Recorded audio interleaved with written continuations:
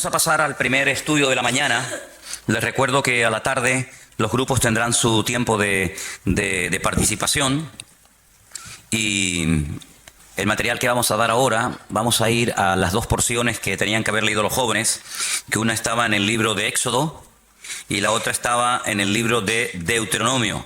¿Sí?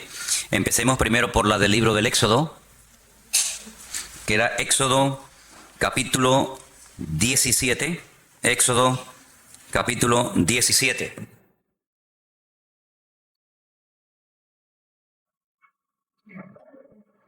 Les recuerdo, yo después a los grupos les daré unas preguntas para que trabajen sobre ellas, y a la tarde, cuando les toque a las 4:15 compartir, pues ustedes sepan de qué es lo que tienen que hablar, ¿vale? Entonces nos vamos al libro de Éxodo, el capítulo 17, del versículo 8 en adelante, ¿sí? ¿Lo tienen? Entonces vino Amalec y peleó contra Israel en Refidim.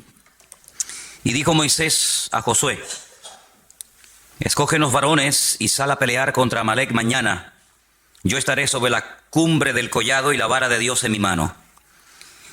Hizo Josué como le dijo Moisés, peleando contra Amalec, y Moisés y Aarón y Hur subieron a la cumbre del collado. Y sucedió que cuando alzaba Moisés su mano, Israel prevalecía, mas cuando él bajaba su mano, prevalecía Amalec. Y las manos de Moisés se cansaban, por lo que tomaron una piedra y la pusieron debajo de él, y se sentó sobre ella, y Aarón y Hur sostenían sus manos, el uno de un lado y el otro de otro. Así hubo en sus manos firmeza hasta que se puso el sol. Josué deshizo a Amalec y a su pueblo a filo de espada. Y el Señor le dijo a Moisés: escribe esto para memoria en un libro, y di a Josué que raeré del todo la memoria de Amalec de debajo del cielo. Y Moisés edificó un altar y llamó su nombre el Señor Nisi, o Dios Nisi. Y dijo: por cuanto la mano de Amalec se levantó contra el trono del Señor, el Señor tendrá guerra contra Amalec de generación en generación. Deuteronomio 25:17 es la segunda porción de la Torá que nos habla acerca de este acontecimiento. Deuteronomio 25, a partir del verso 17, leemos esta parte de la historia. Y dice así: acuérdate de lo que hizo Amalec contigo en el camino cuando salías de Egipto, de cómo te salió al encuentro en el camino y te desbarató la retaguardia de todos los débiles que iban detrás de ti, cuando tú estabas, como dice aquí, cansado y trabajado, y no tuvo ningún temor de Dios.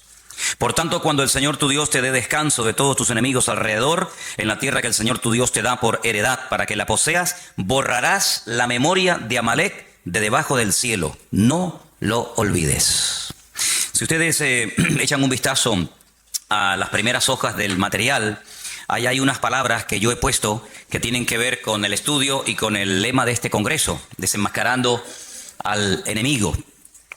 Y vamos a leerlas porque creo que es bueno saber la definición de las palabras que estamos o vamos a utilizar durante estos días. La palabra desenmascarar tiene varios significados. Primero es quitar la máscara o el antifaz de alguien. Creo que eso está claro, ¿no? Descubrir la verdadera manera de ser de alguien, dando a conocer los verdaderos propósitos, objetivos o sentimientos que intenta esconder. Ya es un poquito más extensa y más profunda la definición de desenmascarar. Tercero, desenmascarar es también descubrir la esencia o la identidad de algo o de alguien. Cuarto lugar, desenmascarar también es hacer pública la realidad oculta de una persona o cosa, la realidad que está oculta. Sinónimos de la palabra desenmascarar: pues descubrir, destapar, revelar, mostrar, denunciar, etc. Hemos dicho que lo que queremos es desenmascarar al enemigo. Entonces, por eso pienso que es bueno también leer la definición de la palabra enemigo. Enemigo es alguien que se opone a algo o a alguien o es contrario a ellos. Persona que tiene mala voluntad a otra y le desea o hace mal. Eso se considera un enemigo. En tercer lugar, el enemigo es el contrario en la guerra, Es contra quien se pelea, no contra el amigo. Cuarto lugar, enemigo es la persona o grupo que se opone a otro, sea por sus ideas, pensamientos o actividades o por cualquier otro motivo. Sinónimos de la palabra enemigo: adversario, que también aparece en la Biblia; contrario, rival, contrincante, oponente, no está mal escrita, es oponente, etc. Hemos leído la palabra retaguardia. Hay que saber lo que estamos hablando. La retaguardia es la parte de un ejército o de una fuerza desplegada que avanza en la parte trasera o que se mantiene más alejada del enemigo. Retaguardia es también la zona más alejada del frente de toda zona ocupada por el enemigo. Sinónimos de retaguardia: detrás, posterior, cola, final, etc. Desbaratar significa deshacer o arruinar algo. Sinónimos de la palabra desbaratar: desordenar, dilapidar, desorganizar, desarreglar, etc. Vamos a tener en la mano o ahí al alcance la página que dice arriba Amalek y Amán. Esa es la primera que vamos a estar leyendo en esta mañana, ¿sí? Amalek y Amán. Partimos de la base que Amalek era un pueblo real que existía, que se había arraigado en la tierra de Canaán antes de que el pueblo de Israel viniera de la esclavitud de Egipto. Y Amalek, como vamos a ver en este día, fue el primer pueblo que se atrevió a atacar directamente al pueblo de Israel, pero utilizó una estrategia muy interesante y fue atacarle por la parte de atrás, por la retaguardia. No es el enemigo que se caracteriza por ir de frente, como podían ser otros enemigos de la Biblia, sino que es el enemigo que aprovecha la parte débil, a los cansados, a los enfermos, a los que no pueden ir al mismo ritmo de los demás. Esa es la forma como ataca Amalek, por la espalda, ¿no? Entonces vamos a leer algunas cositas que se dice aquí y vamos a ir metiéndonos en el estudio de esta mañana. Amalek es esa nación que ha intentado destruir al pueblo de Israel a lo largo de su historia. En términos físicos, Amalek es una nación de individuos que odian a los judíos con un odio violento y mortal. Pero cualquier fenómeno físico tiene una raíz espiritual. Todo fenómeno físico no es más que una fuerza espiritual que se manifiesta en el mundo. Hemos dicho en más de una ocasión que lo natural en muchas ocasiones es un reflejo de lo espiritual. Cuando tú vas, por ejemplo, caminando y ves tu sombra en el suelo, la sombra no eres tú. La sombra es un reflejo de lo que tú realmente eres. Pero lo que vemos es la sombra. Pero lo que vemos es un reflejo de lo que no se puede ver. ¿De acuerdo?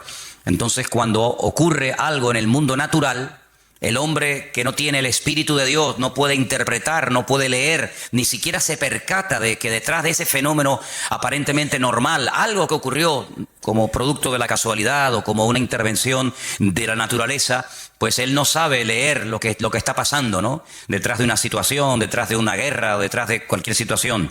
Sin embargo, queremos insistir en esto. Para nosotros los creyentes, los acontecimientos aparentemente normales y naturales de la vida tienen una lectura diferente, una lectura, digamos, también de tipo espiritual, porque lo natural es un reflejo de lo espiritual. Entonces, el apóstol Pablo, que era conocedor de esta gran verdad que estamos diciendo en esta mañana, cuando él escribe la primera carta a los hermanos de la iglesia de Corinto, les dice que cuanta cosa ocurrió en el Antiguo Testamento, desde que salieron de la tierra de Egipto hasta que llegaron a la tierra prometida, dice, todo aquello fue una especie de sombra. Todo aquello es un ejemplo natural de lo que está ocurriendo en el mundo espiritual y sobre todo en el tiempo en el cual vivimos nosotros hoy en día. Los enemigos naturales que tuvo que enfrentarse Israel, como los amalecitas, los amorreos, los jebuseos, etcétera, pues simplemente son un ejemplo, un botón de muestra objetivo, visible, de esos enemigos espirituales con los cuales tendría que enfrentarse el pueblo de Dios a lo largo de la historia. El faraón es un tipo de Satanás. Moisés es un tipo de Cristo, el personaje, el instrumento que el Señor utiliza para liberar, para sacar de la esclavitud al pueblo de Israel. La tierra prometida es un ejemplo de nuestra nueva vida en Cristo, de cómo podemos disfrutar de una libertad, cómo podemos servir y conocer al Señor, etcétera, etcétera. Así que todo lo que vamos a estar viendo acerca de Amalek, si bien es cierto que ocurrió realmente y hubo un pueblo que existía, que se llamó Amalek, Amalek es el tipo. Hay dos figuras de dicción muy importantes en la Biblia. Las iremos estudiando, Dios mediante, ahora en estas clases de hermenéutica que hemos comenzado. Y una es el tipo y otra es el antitipo. El tipo es lo que prefigura, lo que anticipa lo que va a suceder en el futuro. Y cuando tú ves el cumplimiento de ese tipo en la persona real o en el acontecimiento real, eso es el antitipo, ¿vale? Entonces, Amalek es un tipo de todos los enemigos que a lo largo de la historia se enfrentarían no solamente con el pueblo de Israel, sino con todos los creyentes en el Dios de Israel, ¿vale? Seguimos leyendo el párrafo número 2, así que quédate con esto. Todo fenómeno físico no es más que una fuerza espiritual que se manifiesta en el mundo. Amalek representa, por lo tanto, esa fuerza que desea destruir al pueblo de Dios y a su destino, su propósito. Ahora, ¿qué fuerza espiritual es la que representaba en su momento el pueblo de Israel? ¿Por qué tanto empeño en destruir a ese pueblo? Porque el pueblo de Israel tenía el deber de la presencia de Dios en el mundo. Era el único pueblo en aquel momento que existía monoteísta de la tierra, y Dios le dijo en cierta ocasión a ellos que ellos iban a ser sus testigos. Todos los pueblos que en aquel tiempo existían, todos absolutamente, salvo el pueblo de Israel, eran politeístas. Hay una lista enorme en la Biblia de dioses que se adoraban en aquel tiempo: Quemos, Milcón, Moloc, Baal, Astarot, Astarte y tantos, ¿va? El único pueblo que tenía la creencia en un único Dios, creador del cielo, de la tierra y de todo lo visible, era el pueblo de Israel. Por lo tanto, si a un enemigo se le ocurría, como el caso de Amalek, atacar y destruir al pueblo de Israel, automáticamente la tierra quedaría sin testimonio. La tierra quedaría sin un botón, sin un punto de referencia de que había un Dios único y verdadero, que en aquel momento la obligación de Israel era proclamarlo y anunciarlo a los cuatro vientos sobre toda la faz de la tierra. Por lo tanto, cuando leemos, y lo hemos hecho en esta mañana, que Amalek realmente a quien ataca es al trono de Dios, pues uno puede darse cuenta de que el objetivo final de Amalek no solamente era destruir físicamente a una serie de personas llamadas en aquel tiempo el pueblo de Israel o judíos, sino que el objetivo de Amalek era que en la tierra no hubiera testimonio de que un día hubo un Dios que creó el cielo, la tierra, las naciones, los peces, al hombre, etcétera, etcétera, y por lo tanto es como si hubiera matado a Dios. La existencia de Dios queda borrada, no hay testimonio, no hay vestigio en la historia de que hay un Dios creador, porque el único pueblo que lo representaba y creía en él y le honraba y le servía era esta gente. Al desaparecer, al destruir a este pueblo, automáticamente ya a Dios no se le ve por ninguna parte. Entonces, por eso cuando leemos que Amalek se levanta contra el trono de Dios, la palabra, la expresión trono de Dios representa su soberanía, su dominio, su majestuosidad, su presencia, su existencia en el mundo. Eso es lo que significa el trono de Dios, ¿de acuerdo? Fijaros que, por ejemplo, antes de Amalek, Satanás, vamos a leer esas porciones también seguramente en esta mañana. Satanás, él lo que intenta es destronar a Dios. No solamente quitar a Dios de en medio, sino que no se hable de Dios, de su existencia, de su obra, y de esa manera pues el mundo queda a la deriva, como un barco sin timón. No hay presencia de Dios, no hay testimonio de Dios, por lo tanto comamos y bebamos, que aquí no pasa nada. Ese es el objetivo de Amalek. Los testigos dan testimonio de aquello que no puede ser visto. Eso es un testigo, una persona que cuando algo ha ocurrido y ellos lo han podido ver, son llamados. Eso es fundamentalmente la función de un testigo. Si algo está presente o es evidente, son totalmente innecesarios los testigos. Esto es solo cuando la cosa o suceso no puede ser percibido directamente, entonces es cuando se llama a los testigos. ¿Usted estuvo allí? ¿Usted vio que él le atacó? ¿Y qué dijo? ¿Usted lo vio? ¿Y cómo fue? ¿Y cómo no fue? ¿Y cuántos eran? ¿Y a qué hora era más o menos? Eso es lo que hace un testigo. Si en lo que el testigo va a decir es evidente y es visible, la presencia de los testigos es totalmente innecesaria.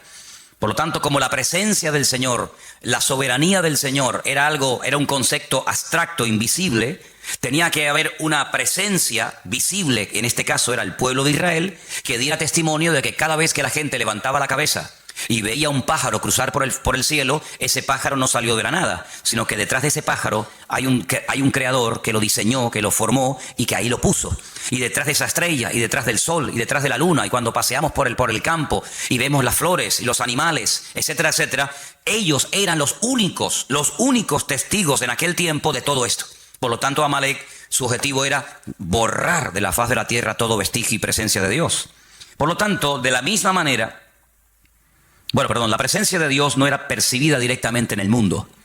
Por eso el pueblo de Israel en aquel momento era el testigo que tenía la tarea de dar testimonio de que detrás de las bambalinas se hallaba la presencia del Señor.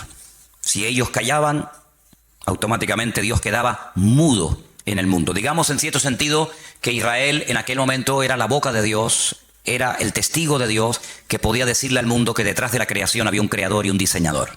De la misma manera, hoy en día, todos y cada uno de nosotros, no solo con nuestras palabras, sino con nuestras vidas, debemos de dar testimonio de la existencia y de la presencia de Dios en el mundo. Por eso la persecución no solamente ya abarca al pueblo de Israel, sino que abarca a todo aquel que ha creído y que ha confiado y que ha depositado su fe en el Dios del pueblo de Israel, en el Dios único y verdadero.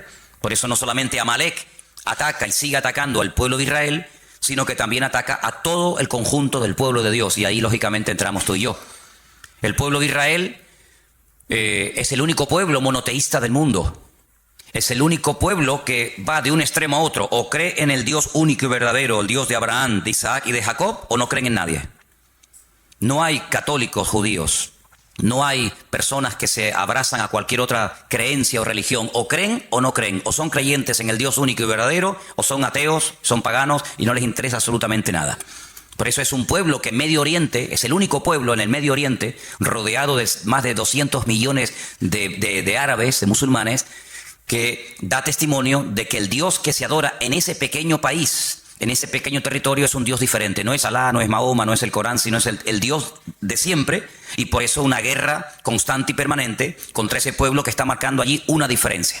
Si el pueblo de Israel fueran todos musulmanes, si el pueblo de Israel, en vez de adorar al Dios de Abraham, de Isaac y de Jacob, adoraran a Alá y creyeran en Mahoma y tuvieran el Corán, automáticamente se acabaría el conflicto. Pero como no es así, es una piedra en el zapato. Es un pueblo que va en contra de la norma establecida de la zona y por lo tanto el enemigo no quiere que en un territorio donde él ha hecho lo que le ha dado la gana durante generaciones y generaciones haya un pueblo, por así decirlo, que le lleve la contraria. Pero ahora no solamente existe ese pueblo, ahora no solamente hay esa gente allí, sino que ahora hay por toda la faz de la tierra, por los 5 continentes de la tierra, hay diseminado más de 1.000 millones de personas que creen también en el Dios de los judíos o en el Dios que vino a través del pueblo de Israel. Por lo tanto, la guerra es contra todo creyente verdadero en el Dios único y verdadero que es nuestro Dios. Amén. Seguimos. Amalek. Mientras leemos, ustedes pueden ir pensando de quién más o menos podemos estar hablando. Y Amalek está dispuesto a sacrificarse a fin de destruir completamente cualquier evidencia de la presencia de Dios en el mundo. Está dispuesto a hacer cualquier cosa con tal de borrar la existencia y el testimonio de Dios en la tierra. El mayor acto de obediencia pedido por Dios a un hombre fue el acto de sacrificar a un hijo. Ese fue el mayor acto de obediencia que jamás Dios le ha pedido a un hombre.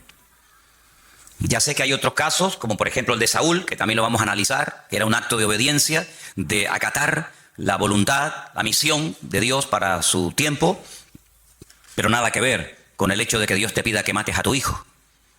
Es mucho más fácil matar a un filisteo que matar a tu hijo. Es mucho más fácil construir un barco en medio de la nada, como hizo Noé, que matar a tu hijo.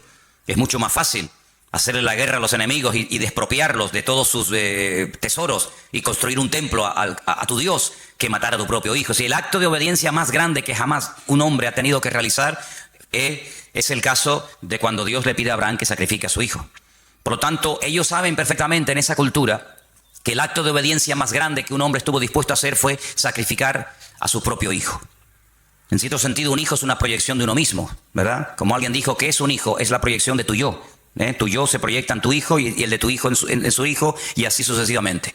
Por lo tanto, en ese contexto religioso y espiritual, Amalek está dispuesto a sacrificarse a sí mismo porque saben que es el mayor acto de obediencia y de sacrificio y de fervor religioso que un ser humano puede expresar a ese Dios. Ese es el espíritu de Amalek.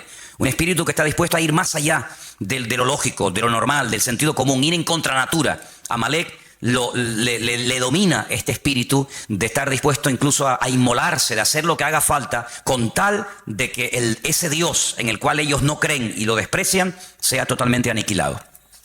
Está dispuesto, como hemos dicho, al sacrificio, está dispuesto a sacrificar todo, absolutamente todo, con tal de alcanzar esa meta. Por ejemplo, si ustedes van a la ciudad de Jenin, a la ciudad de Ramala, a la Franja de Gaza y a otras poblaciones palestinas, las calles, las avenidas, los bulevares, los parques de esas ciudades tienen los nombres de todos aquellos, entre comillas, mártires que han dado su vida por la causa palestina. Es decir, cuando una persona va, por ejemplo, a Jerusalén o a cualquier otra ciudad de ese país y se inmola, o de cualquier otro país, el nombre de ese asesino, el nombre de ese criminal, pues automáticamente recibe pues un reconocimiento en la ciudad de donde ha nacido. Se le pone en la calle el nombre del mártir fulanito de tal. Increíble. Entonces está dispuesto a sacrificar todo lo que tiene con tal de llegar a esa meta. Amalek es la distancia, ahora entramos en otro concepto, es la distancia entre lo físico y lo espiritual. En ese espacio, ese es el terreno donde él vive y se mueve como pez en el agua. Y está dispuesto a sacrificar su vida para defender ese espacio. Es como, por ejemplo, cuando un perro está en su territorio, salvo el mío, es capaz de hacer lo que haga falta con tal de defender su territorio. Por eso los machos marcan el terreno como diciendo, esto es mío, ¿vale? Satanás también tiene territorios marcados, señalados, donde él cree que ahí puede hacer lo que quiera y coloca a sus instrumentos, sea Amalek o sea quien sea, y está dispuesto a defender ese territorio a muerte.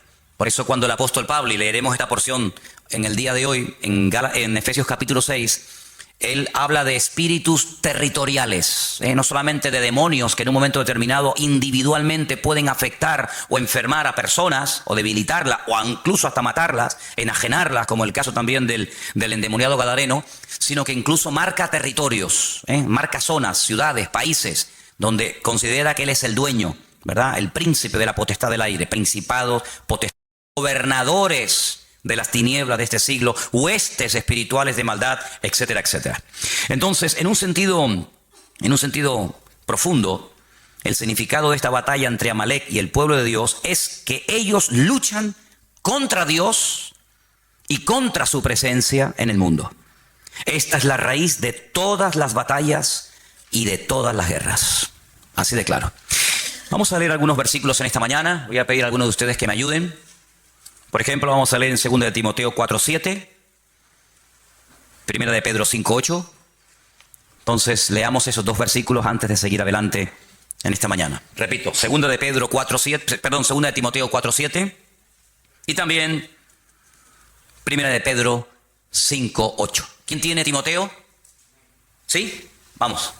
He peleado la buena batalla, he acabado la carrera, he guardado la fe. Pablo es el autor bíblico que más términos militares utiliza en sus cartas. Casco, espada, yelmo, guerra, soldados y cantidad de términos típica y puramente militares.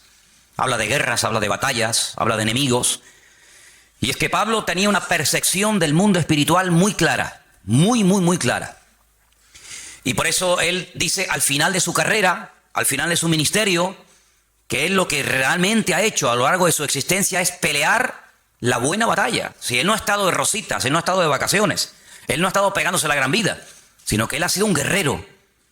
Él llegó incluso a decir, yo traigo en mi propio cuerpo, físicamente hablando, marcas de las pedradas, del martirio, de los zarpazos de los leones, de lanzas, en fin, de tantas y tantas cosas. Porque Pablo compara la batalla espiritual del creyente con una auténtica guerra. Y el campo de batalla nuestro hoy en día es el mundo. Y por eso el apóstol Pablo, cuando describe la realidad de la vida cristiana, la describe como una persona que está continuamente en guerra, como un soldado, Y por eso utiliza los términos que acabo de mencionar, ¿no? El apóstol Pedro habla acerca de que tenemos todos un enemigo en común. Y ese enemigo lo compara a un animal. ¿Quién tiene, por favor, según Primera de Pedro 5:8? Sonia. Dice, sed sobrios y velad, porque vuestro adversario el diablo, como león rugiente, anda alrededor buscando a quien devorar. Vuestro adversario es una realidad. Continuamente está dando vueltas y vueltas y vueltas, tratando de buscar a alguien y devorarlo, matarlo, destruirlo. No es que le va a hacer una caricia, no es que le va a venir a asustar, sino devorarlo, destruirlo completamente. Así como Amalek quería destruir completamente la presencia de Dios en el mundo, representada en aquel momento por el pueblo de Israel, hoy en día Satanás lo que quiere es que no haya testimonio en tu casa de la presencia de Dios, que no haya testimonio en tu barrio, que no haya testimonio en el mundo de que nosotros estamos hoy en día siendo testigos de Cristo, de su resurrección, de su muerte, de su venida, etcétera, etcétera. Si vamos a Efesios capítulo 6, en Efesios capítulo 6 el apóstol Pablo está preso en Roma. Él escribe desde la cárcel 4 cartas, se conocen como epístolas de prisión, y en Efesios el capítulo 6, estando él preso en Roma, seguramente ya a punto de morir, escribe 4 cartas. Una de ellas es la carta a los Efesios, otras a los Filipenses. Y en esta concretamente, en el capítulo 6, verso 10, el apóstol Pablo habla en estos términos clarísimos. Por lo demás, hermanos míos, fortaleceos en el Señor y en el poder de su fuerza. Vestíos de toda la armadura de Dios, para que podáis estar firme contra las acechanzas del diablo. Porque no tenemos lucha contra sangre y carne. Esa era la guerra que llevaban los romanos en el mundo, contra ejércitos, personas, seres humanos. Sino que nuestra lucha es, fíjense, contra principados, viene de príncipes. Hay príncipes en el mundo espiritual. En el mundo de las tinieblas, hay gente que tiene el galón, que tiene, digamos, ¿cómo es? El título de ser un príncipe, ¿sí? Como en el ejército hay generales y comandantes y tenientes y subtenientes y sargentos. En el mundo espiritual no todos los demonios, no todos los ángeles que cayeron el día de la rebelión de Satanás en la presencia del Señor, ¿verdad? Antes de la creación de Adán y Eva, no todos son iguales. Hay algunos que son auténticos príncipes y hay otros que son, como dice aquí, príncipes de las potestades contra gobernadores. Otros tienen, ¿verdad?, el rango de gobernador de Santa Cruz, gobernador de cualquier otro lugar, gobernadores de las tinieblas de este siglo, huestes espirituales de maldad en las regiones celestes. Y ante este panorama, ante esta descripción del mundo espiritual, que no es ciencia ficción ni mitología griega, sino es Biblia, ¿qué podemos hacer? Porque además ellos juegan con una ventaja sobre nosotros, entre comillas, y es que ellos nos ven a nosotros, pero nosotros, salvo raras excepciones, no los vemos a ellos. Entonces, defenderte contra un enemigo que ves, que sabes por dónde viene y por dónde va, pues no es tan complicado. Pero defenderte contra un enemigo que no sabes si está por detrás, por delante, arriba o abajo, pues es mucho más complicado, ¿vale? Entonces, fíjate aquí que el remedio para todo esto es el siguiente. Pónganse toda la armadura de Dios. Así de claro. Tomen toda la armadura de Dios. ¿Para qué? Para que podáis resistir en el día malo. En el día bueno no hay que resistir nada. En el día bueno lo que hay es que gozarse. Este es el día que creó el Señor, gocémonos y alegrémonos en él, decía el salmista. Pero la armadura es para el día malo. Entonces, cuando resistas el día malo, podrás acabar todo y estar firme. Estad pues firmes, ceñidos vuestros lomos con la verdad, vestidos con la coraza de justicia. Era la parte del cuerpo del centurión romano que había que proteger tremendamente. ¿Por qué? Porque la coraza te protegía de los pulmones y el corazón, órganos vitales. Los calzados los pies con el apresto del Evangelio de la Paz. Napoleón decía que se puede ganar o perder una guerra según el calzado que uses. Es como un rally o como una carrera de motos, una carrera de Fórmula 1. Los expertos saben que el mejor coche del mundo, la mejor escudería del mundo puede perder un mundial por haber escogido mal una rueda. Tenían que haber escogido un tipo de rueda blanda, dura, lo que sea, y se equivocaron y era el mejor coche, como el más poderoso, el más potente, el más cilindrada, pero escogieron mal. Entonces Napoleón decía que tenían que cuidar sumamente el calzado de los soldados romanos, en este caso de los soldados franceses, porque sabía que una guerra se puede perder con un mal calzado. Y el Señor dice que el mejor calzado que podemos utilizar es el apresto del Evangelio. Caminar guiados por la palabra de Dios. Lámparas a mis pies tu palabra, lumbrera mi camino. Sobre todo, todo esto es importante, pero sobre todo, Dice aquí, tomad el escudo de la fe. Había dos tipos de escudo, uno que era redondo, que era cuando se estaba de guardia, y un escudo que era muy alto, que te llegaba casi desde la barbilla hasta los tobillos, y era el que se llevaba al combate. Entonces cuando lanzaban las flechas, se lo ponían así y se tapaban y las flechas golpeaban y no caían, ¿no? Él está describiendo un escudo redondo, tremendamente poderoso, que cuando veías venir un dardo de fuego, cuando veías venir una lanza o lo que sea, te cubrías y te protegía cualquier parte del cuerpo. Dice, sobre todo toma ese escudo, para que puedas apagar todos los dardos de fuego del maligno. Tomad el yelmo. El yelmo era como una especie del casco, lo que te protegía la cabeza, los pensamientos, el cerebro, de la salvación, la espada del Espíritu, que es la palabra de Dios. Y algunos dicen, bueno, ya se acaba la armadura. No, hay un elemento abstracto, pero que forma parte vital de la armadura. Lo que le da consistencia a la armadura es el verso 18. Lo que hace que la armadura no se caiga ni te quede grande es lo que dice el verso 18. Orando en todo tiempo, con toda oración y súplica en el Espíritu, velando en ello con toda perseverancia por todos los santos. Y Pablo era una persona muy preparada, muy competente, con un conocimiento alucinante del Señor, tanto teórico como práctico, pero él sabía que sin el respaldo de la oración no podía ir ni de aquí a la esquina, porque él llegó a decir que no tenemos que ignorar las maquinaciones del enemigo. Él fue el que dijo aquella frase que todos conocemos, ¿no? Que Satanás es capaz incluso hasta de disfrazarse y te hace creer que te estás entrevistando o te está trayendo un mensaje, un ángel de luz, un ángel del Señor, y resulta que te está hablando un demonio, ni te enteras. Entonces Pablo dice, hay que orar para que el Señor nos dé discernimiento y para que no nos dejemos seducir ni arrastrar por sus mentiras y por sus engaños, ¿verdad? Así que toda esta guerra espiritual que Pablo describe la podemos ver en lo físico y lo podemos ver en lo natural, sobre todo en este enemigo terrible que es el pueblo de Amalek. Sigamos leyendo la segunda página. Dice que Amalek significa tinieblas y el florecimiento del mal.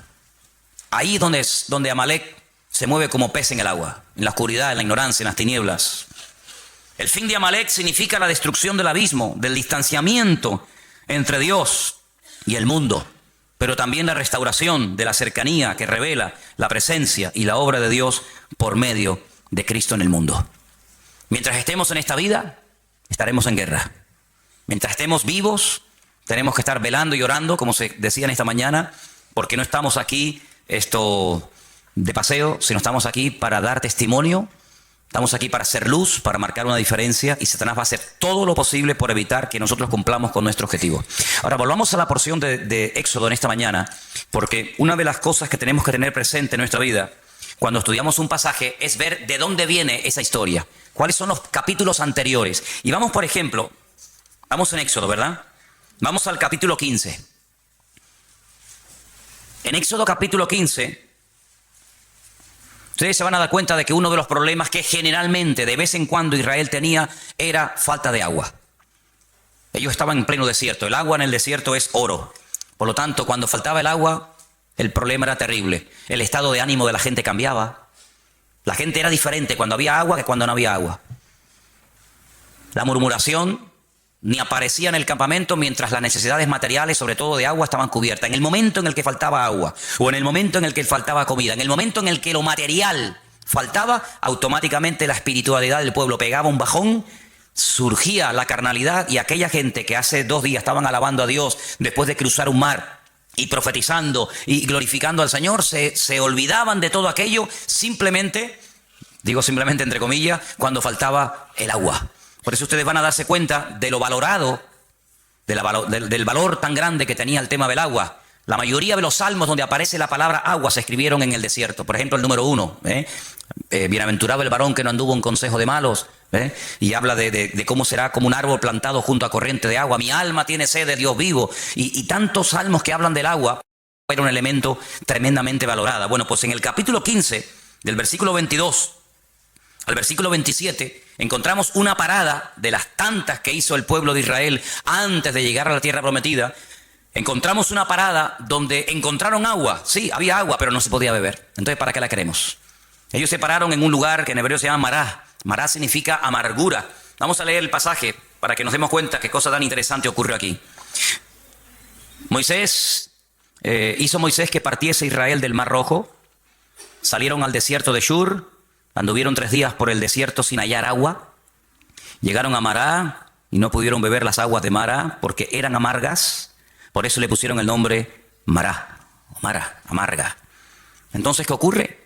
Ese pueblo que salió cantando, danzando y profetizando del Mar Rojo, comienza a murmurar contra Moisés y le dice, ¿qué hemos de beber? Moisés clamó al Señor y el Señor le mostró un árbol, lo echó en las aguas y las aguas se endulzaron y allí le dio estatutos y ordenanzas y allí los probó. Eso es lo importante. Esto es una prueba. Yo quiero ver cómo reacciona el pueblo ante la primera. Esta es la primera dificultad con la que se encuentra Israel cuando sale de Egipto. Vendrían otras, pero esta es la primera. Habéis visto la gloria mía en Egipto, habéis visto cómo el faraón murió, habéis visto cómo el ejército del faraón fue destruido, habéis visto el Mar Rojo abierto. A ver ahora cómo reaccionan, porque ya sé cómo reaccionan en la alegría. Ahora en la adversidad, a ver cómo reaccionan. Pues como se esperaba, ¿no? Con murmuración. Y dijo, si oyeres atentamente la voz del Señor tu Dios, e hicieres lo recto delante de sus ojos, y dieres oído a tus mandamientos, y guardares sus mandamientos, sus estatutos, ninguna enfermedad de las que envié a los egipcios, te enviaré a ti, porque yo soy el Señor, tu sanador. Llegaron a Elim, donde dice que había 12 fuentes y 70 palmeras, y acamparon allí junto a las aguas. Si los lleva a Mará, no pueden beber el agua, es amarga.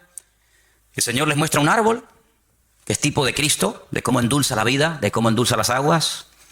Allí los prueba, le da estatutos, le da leyes y dice, ok, ya veo cómo reaccionan cuando no tienen agua. Vamos a otra parada, los lleva a Elim, y en Elim dice que había, hasta el día de hoy, en Elim siguen habiendo las palmeras que menciona aquí, 70 palmeras y 12 fuentes de aguas. Dice la Biblia que Moisés llegó a tener 70 ancianos. Una palmera para cada anciano. Si debajo de cada palmera, y no solamente se refiere a una palmera en singular, sino a un grupo de palmeras, ¿verdad? Para cada anciano. Y 12 fuentes de agua. Para que cada tribu tenga su propia agua y no tenga que depender de este, ni el otro del otro, sino que cada uno tenga su propia fuente de agua. Y es interesante notar, si me pueden acercar un segundito la pizarra para ponerla aquí. Miren, dice que allí el Señor les da una promesa tremenda. La promesa que el Señor les da allí es una promesa, gracias, así mirando para allá.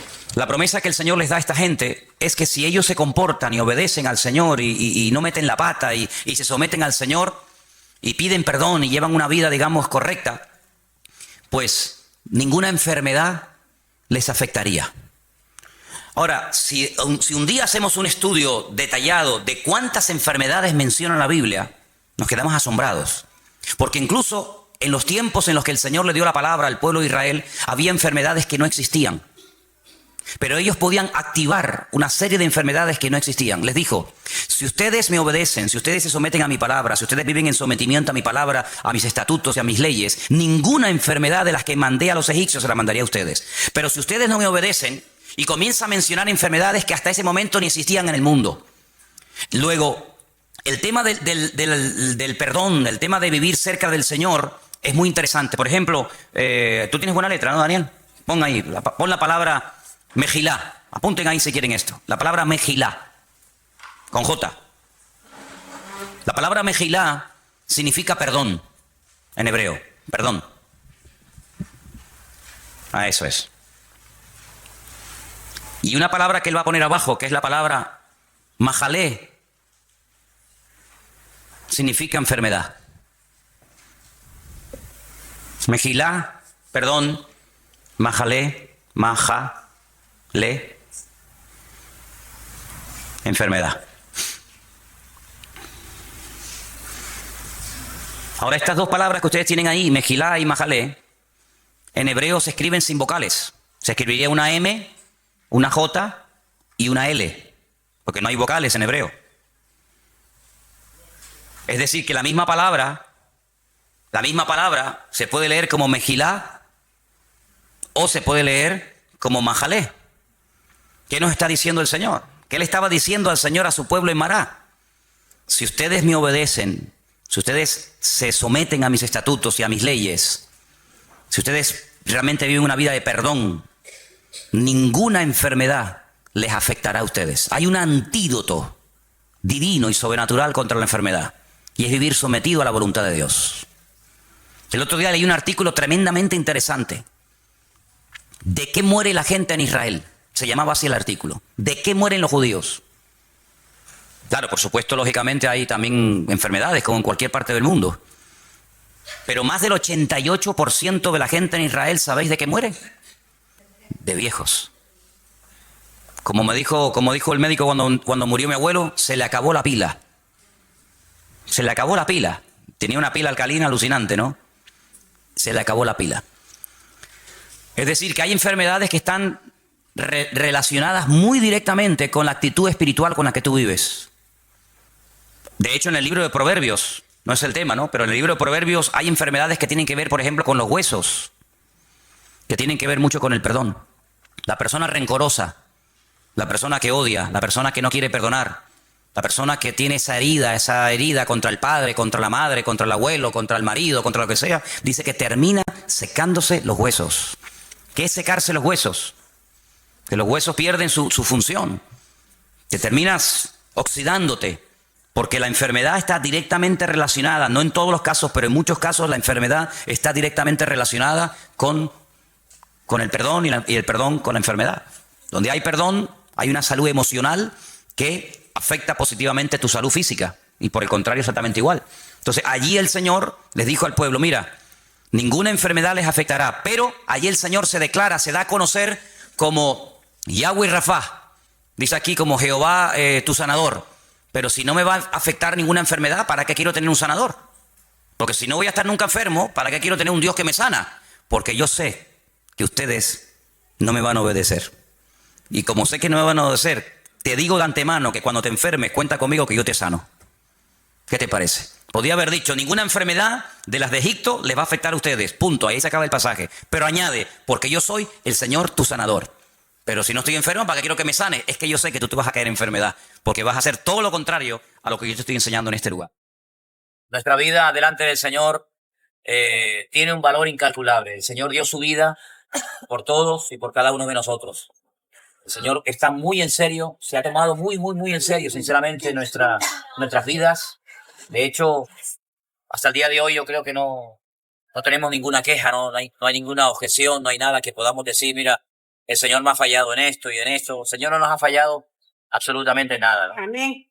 Pero si hay algo en tu vida que no está bien, algún pecado oculto, alguna actitud que no es bíblica, que no es correcta delante de Dios, y termina este retiro, y mañana domingo no, porque hay culto, pero el domingo, el lunes de la semana que viene, vuelves otra vez a los mismos hábitos, a la misma historia, pues es como si hubieras perdido tiempo.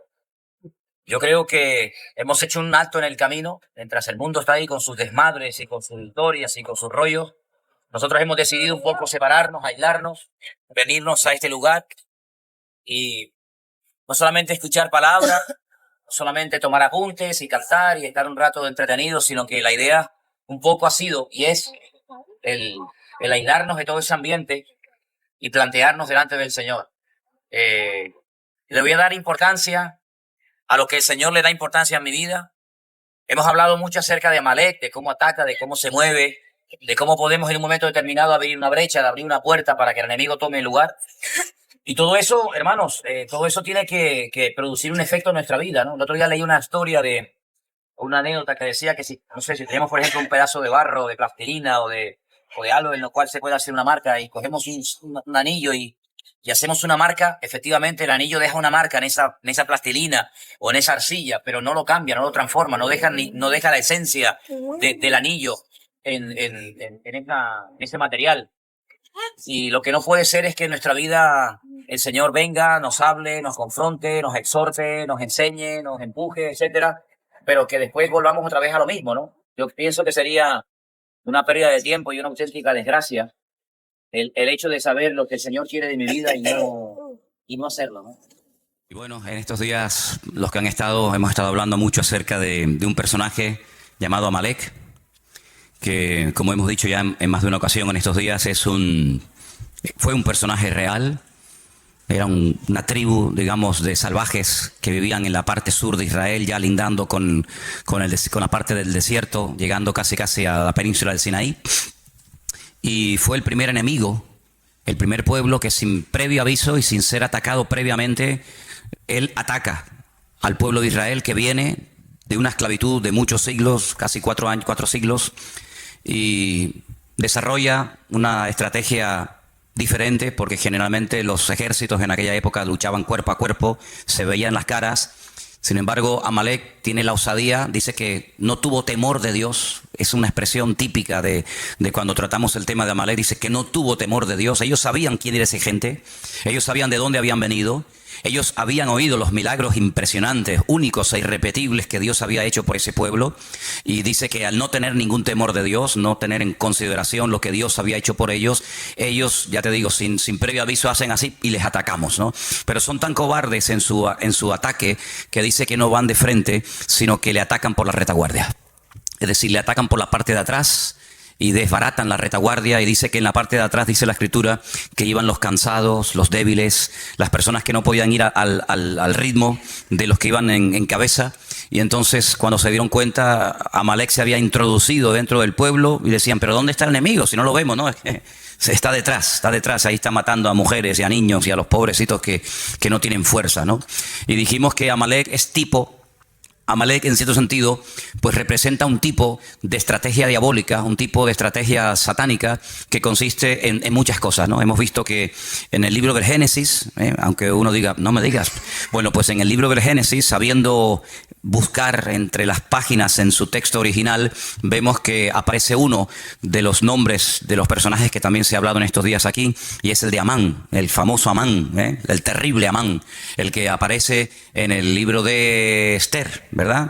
Aquel que odiaba a Mardoqueo, a Mordejai, y preparó una horca para matar, según él, a su peor enemigo, y resulta que él no sabía que estaba preparando su propia horca, ¿no? Las vueltas que da la vida.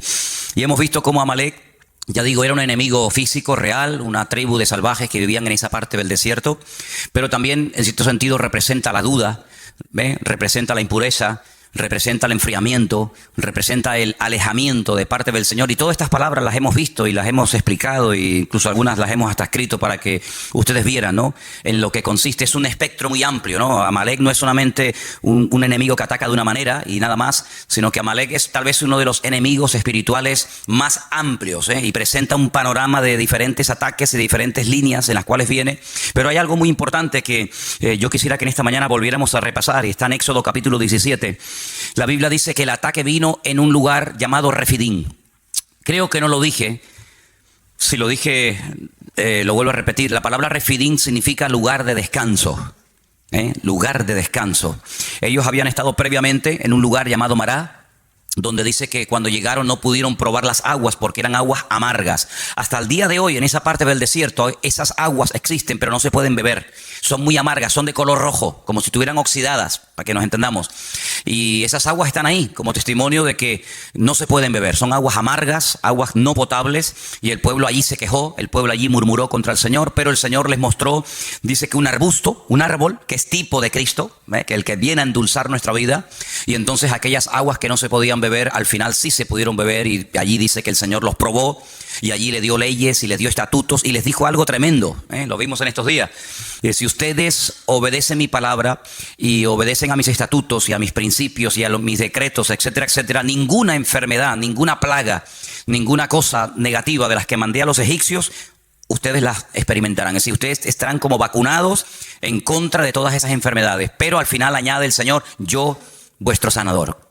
Como dando a entender el Señor de que iba a haber momentos en la historia en los que ellos iban a desobedecer al Señor y necesitarían sanidad, ¿no? Bueno, pues cuando caigan y necesiten ser sanados, aquí estoy yo, ¿verdad?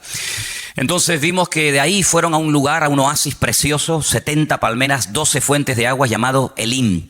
Y allí estaban a gusto, allí no les faltaba de nada, allí tenían sombra, tenían agua, allí estaban muy cómodos, pero sin embargo el Señor dice, bueno, el tiempo de estancia aquí se ha terminado. Quiero que sepan que el Señor podía haber llevado en línea recta, que es la forma más rápida de llegar a un sitio, ¿no? En línea recta. Sin embargo, vemos que desde que ellos salen de Egipto hasta que llegan a la tierra prometida, Canaán, no van en línea recta, sino que incluso el Señor los tiene 40 largos años, toda una generación, dando vueltas y vueltas en el desierto a causa de su pecado, a causa de su desobediencia.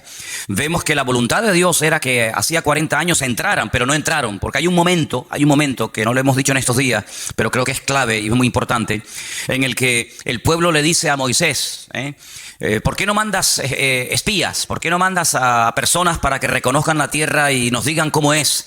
¿Qué más da cómo es? Si esa es la tierra que el Señor quiere que conquistemos, ¿qué más da? Si es grande, si es pequeña, si tiene montañas, si no tiene montañas, ¿qué más da? Esa es la tierra que es nuestra y punto, ¿no? Pero ellos mandaron, según la versión que tenemos generalmente todos nosotros, espías. La palabra realmente es la palabra regalim, que significa exploradores. Hay una gran diferencia, ya lo dijimos en su momento, hay una gran diferencia entre un espía y un explorador. El espía entra camufladamente, no quiere que nadie lo vea, quiere pasar desapercibido, va a espiar, va a observar cuáles son los puntos débiles del enemigo y luego informar a sus tropas para saber cómo atacar. El explorador va a cara descubierta, el explorador no importa que lo observen, el explorador va como una especie de turista, ¿verdad? Y así fueron, dice la Biblia, que estos exploradores, porque es la palabra que emplea el texto original, exploradores, exploraron la tierra, estuvieron 40 días, estuvieron por todo el país, desde el norte hasta el sur, este a oeste. Y entonces cuando ellos regresan, el pueblo está expectante, diciendo, bueno, a ver, ¿cómo es? ¿Cómo es esa tierra? ¿Cómo es el país? Y ellos dicen, bueno, la tierra es buena, la tierra es hermosa, pero es imposible de conquistar. ¿Cómo que? Sí, es imposible, porque resulta que las ciudades están amuralladas y tienen murallas tan enormes que llegan hasta el cielo. ¿Cuál es falso? Y la tierra traga a sus moradores. Y la gente son gigantes. Y nosotros los veíamos a ellos y nos comparábamos con ellos y parecíamos nosotros como langostas. Y dan un informe tan pésimo, un informe tan negativo que dice que toda la santa noche el pueblo de Israel en sus tiendas estuvo llora que te llora, llora que te llora, y incluso pensaron en matar a pedradas a Moisés y decir volvamos a Egipto porque esto es un disparate, esto es una locura, hemos venido aquí para nada.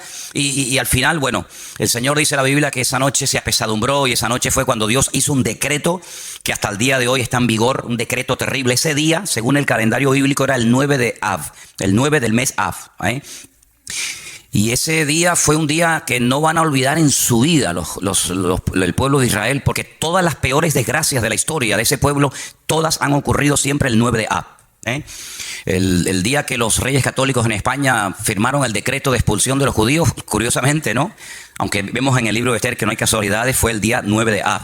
Cuando se firmó la solución final de la Segunda Guerra Mundial fue el 9 de Av. Cuando se destruyó el primer templo de Jerusalén antes de Cristo fue el 9 de Av. Cuando se destruyó el segundo templo 70 años después de Cristo fue el 9 de Av. Y podríamos dar una lista de 100 y pico acontecimientos terribles para que ellos recordaran toda su vida que llorasteis sin motivo. Yo les voy a dar ahora motivos para que lloren ahora por desgracias que ustedes mismos han provocado, ¿no? Y ese día Dios decretó que no iban a entrar. Ese día el Señor dijo, vais a estar un año por día. Si 40 días visteis la tierra, desechasteis la tierra, os habéis quejado, no os gusta lo que yo tengo preparado para vosotros, muy bien, pues venga al desierto a dar vueltas. En vez de 40 días, 40 años. Y todos aquellos de 20 años para arriba que salieron de Egipto, que vieron la gloria del Señor, que vieron milagros tremendos, dice que ninguno de ellos iba a entrar salvo dos. Josué y Caleb, que también fueron dentro de ese grupo de los 12 exploradores, pero ellos no se quejaron. Dice, por ejemplo, que Caleb fue hacia una región donde estaban enterrados los patriarcas, la ciudad de Hebrón. En aquel tiempo se llamaba Kiriat Arba. Kiriat significa pueblo, Arba significa cuatro. El pueblo de los cuatro gigantes o de los cuatro principales. Y es que en aquel lugar hay una cueva que compró Abraham en su día y se llama la famosa cueva de Macpela. Macpela significa la cueva de las parejas. Está en la ciudad de Hebrón. Allí está enterrado Abraham con su esposa Sara. Allí está enterrado Isaac con su esposa Rebeca y ahí está enterrado también Jacob con su esposa con su esposa Lea. Raquel no, porque murió por el camino y no está allí enterrada. Y hay una tradición judía que dice que también allí está enterrado Adán y Eva. Pero bueno, eso ya es harina de otro costal. La cuestión está en que cuando Caleb vuelve al pueblo dice, efectivamente, las murallas son muy altas, pero eso no es una mala señal. Si todo es como se mire, alguien dijo, el vaso está medio lleno o medio vacío. ¿Sabéis por qué las ciudades están tan amuralladas? Porque nos tienen miedo. Porque si no nos tuviera miedo, vivirían sin murallas, vivirían sin protección, vivirían sin torres de vigilancia. Pero como nos tienen miedo, han construido enormes murallas porque nos tienen miedo. Así que no se lo tomen por lo negativo, se lo tomen por lo positivo, ¿vale? El hecho de que ellos parezcan gigantes no es verdad, no es que sean gigantes, sino que tú al tener una declaración de fe tan pobre y tan miserable, te ves con una bajoestima tan terrible que le das al enemigo una fuerza que no tiene. Y vemos que, por ejemplo, allí en Refidín fue donde fueron atacados porque la forma de hablar como que le dio alas, como que le dio pie al enemigo. Ahí fue allí cuando el Señor suple el agua de una forma milagrosa, pero hay un momento en el que ellos dicen, ¿pero Dios está o no está con nosotros? Si ustedes pueden, por ejemplo, leer en el capítulo 17 de Éxodo. Versículo 7 dice, ¿está Dios o no está Dios con nosotros? Eso es una queja, eso es una duda, eso es poner en tela de juicio la credibilidad de Dios. El Señor le dijo, yo les voy a acompañar, no se preocupen, yo voy delante de ustedes, nadie les podrá hacer frente, a todo lugar donde vayan, mi gloria, mi presencia, yo iré con ustedes. Pero ahora dicen, ¿pero está o no está Dios? ¿Cómo que no está? Estamos dudando de la palabra de Dios, y entonces allí es donde el enemigo les ataca sin previo aviso, como les acabo de decir. Y es que nuestra forma de hablar, ¿sabes?, o frena al enemigo o le da posibilidad, le da alas al enemigo para poder atacarnos. Yo decía en estos días que Dios nos va a guiar según tú has decidido ya la forma como Dios quiere que te guíes. En otras palabras, si escoges el camino de la duda y de la queja, del lamento, no te preocupes, que tendrás muchos motivos para lamentarte en el 2016. Pero si coges el camino del servicio, de agradar a Dios, no te preocupes, como dice la Biblia, porque esa es la promesa, todo te irá bien. Irás de victoria en victoria y de gloria en gloria y de triunfo en triunfo. Pero tú decides la forma como tú vas a dejar que el pastor de los pastores, el Señor Jesucristo, pastoree tu vida. Así que allí Amalek les ataca, y les ataca por la parte de atrás, donde dice que estaban los cansados, los trabajados, como dice la Biblia, los débiles. Y hay una traducción, una posible traducción que también se le podía haber dado a estos dos términos hebreos, y es a los que tenían miedo del futuro. Y tal vez dice, bueno, yo no estoy cansado, yo no estoy trabajado, yo no estoy extenuado, yo no estoy asfixiado, pero tengo ciertos temores. ¿Conseguiré trabajo? ¿No conseguiré trabajo? ¿Saldré de la crisis? ¿No saldremos de la crisis? ¿Qué pasará con el futuro de España? Esa actitud es una actitud que le da alas al enemigo, porque el pueblo de Dios tiene que hablar en fe y vivir en fe. Y hasta que no cambiemos nuestra forma de hablar, no vamos a poder cambiar nuestra forma de vivir. Y hasta que no cambiemos nuestra forma de vivir, no vamos a poder ver cosas grandes y maravillosas en nuestra vida. Albert Einstein dijo en cierta ocasión algo tremendo, y él dijo, si estamos continuamente haciendo lo mismo, no vamos a poder ver cambios y cosas diferentes. Si seguimos hablando igual, orando igual, creyendo igual, comportándonos igual, no vamos a ver cosas diferentes en nuestra vida. Por lo tanto, nuestra forma de hablar es un imán que atrae la bendición de Dios o que la aleja y que la espanta.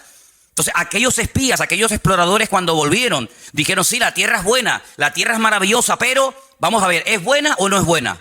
¿Es la tierra que el Señor nos ha dado o no es la tierra que el Señor nos ha dado? Fíjate que dice que entre dos hombres, eso es algo increíble, pero es real. Entre dos personas tuvieron que ayudarse el uno al otro para poder traer un racimo de uvas.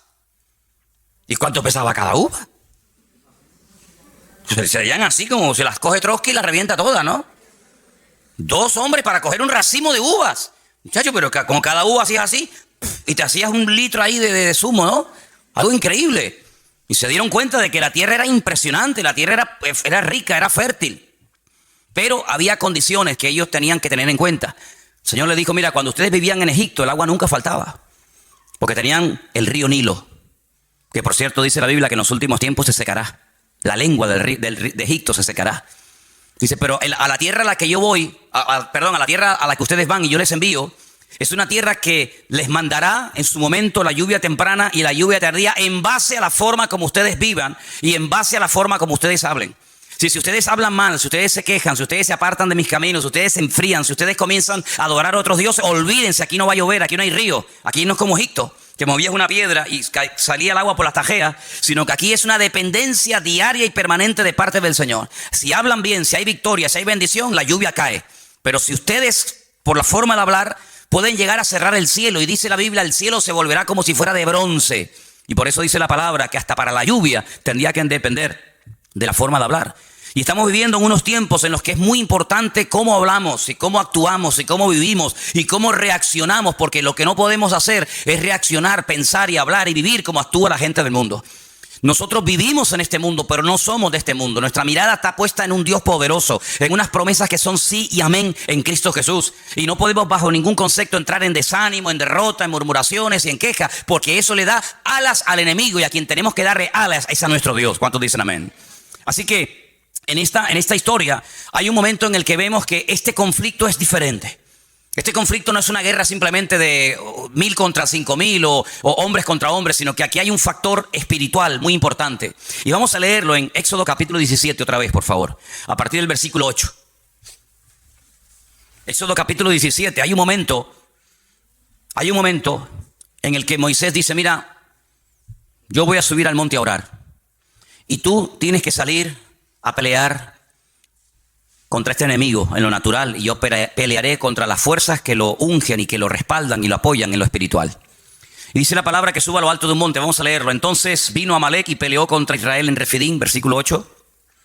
Y dijo Moisés a Josué: escógenos varones y sal a pelear contra Amalek mañana, porque yo estaré sobre la cumbre del collado y la vara de Dios en mi mano. Hizo Josué como le dijo Moisés, peleando contra Amalek, y Moisés y Aarón y Hur subieron a la cumbre del collado. Y sucedía que cuando alzaba Moisés su mano, Israel prevalecía. Mas cuando él bajaba su mano, prevalecía Amalek. Las manos de Moisés, lógicamente, se cansaron, por lo que tomaron una piedra, la pusieron debajo de él, él se sentó sobre ella, y Aarón y Hur sostenían sus manos, el uno a un lado y el otro a otro. Y así hubo en sus manos, dice aquí, firmeza. El texto original dice hubo emuná, hubo fe, hasta que se puso el sol. Dije el otro día que gracias a estos dos hombres, Aarón, que es muy conocido porque es el hermano carnal de Moisés, y gracias a Hur, Moisés tuvo firmeza, Moisés tuvo la capacidad, la constancia de poder tener sus manos levantadas por encima de su cabeza y ver una aplastante victoria sobre el enemigo. Pero ¿quién era este Hur? No lo dijimos, pero vamos a decirlo ahora. Hay varios versículos que quería compartir con ustedes. Seguimos en Éxodo, capítulo 24, verso 14. Éxodo 24, 14. No sé si hay algún hermano que por ahí tenga su Biblia a mano y lo quiera leer. Y también que otra persona tenga preparado el 31, versículo 2. Repito, Éxodo 24, 14. Y otra persona, Éxodo 31, 2. ¿Quién tiene el Éxodo 24? Y dijo a los ancianos: esperadnos aquí hasta que volvamos a vosotros. Y aquí Aarón y Hur están con vosotros. El que tuviese asunto, acuda a ellos. Hur, sin lugar a dudas, era un hombre muy importante dentro del pueblo de Israel. Hasta el punto que Moisés, cuando se va a la montaña a orar y se fue 40 días, le dice al pueblo: yo me voy un tiempo, pero si hay algún asunto, algún problema, algo que surja dentro del pueblo, ahí está Aarón y ahí está Hur para que consulten con ellos. Luego, Hur no era una persona normal y corriente, sino una persona con una autoridad y con un peso espiritual, con una autoridad dentro del pueblo muy, muy importante. Es una referencia que tenemos que tener en cuenta. El segundo texto está en Éxodo 31, 2 y ahí nos da un poquito más de información sobre este personaje llamado Hur. ¿Quién lo tiene? Mira, yo he llamado por nombre a Besaleel, hijo de Uri, hijo de Hur, de la tribu de Judá. Ok, este hombre era de la tribu de Judá y el nieto de Hur fue la persona que el Señor capacitó y usó para la construcción y el diseño del tabernáculo en el tiempo en el que el pueblo de Israel estaba peregrinando. Hay algunos comentarios que dicen, y la mayoría de ellos afirman que es así, que Hur era el esposo de Miriam o de María. Saben que eran tres hermanos, Moisés, Aarón y Miriam o María, y el marido de María atribuyen que sea Hur, ¿vale? Hay otro texto más y está en Primera de Crónicas 2, 18 y 19, y es el último texto referente a Hur que vamos a leer. Primera de Crónicas 2, 18 y 19. ¿Lo están poniendo ahí? Qué bueno. Es que no tengo ojo por la espalda de momento. A ver, ¿quién los tiene, por favor? O si lo queréis leer ahí directamente. Leerlo todos, ahí lo tenéis.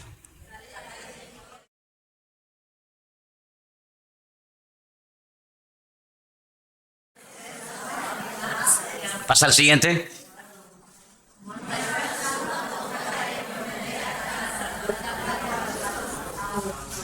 Ok, hay dos Caleb, hay dos personajes en la Biblia que tienen el mismo nombre. Caleb, aquel que conquistó con Josué parte de la tierra prometida, ese no es el Caleb padre de Hur. Y otro Caleb que es el famoso padre de Hur.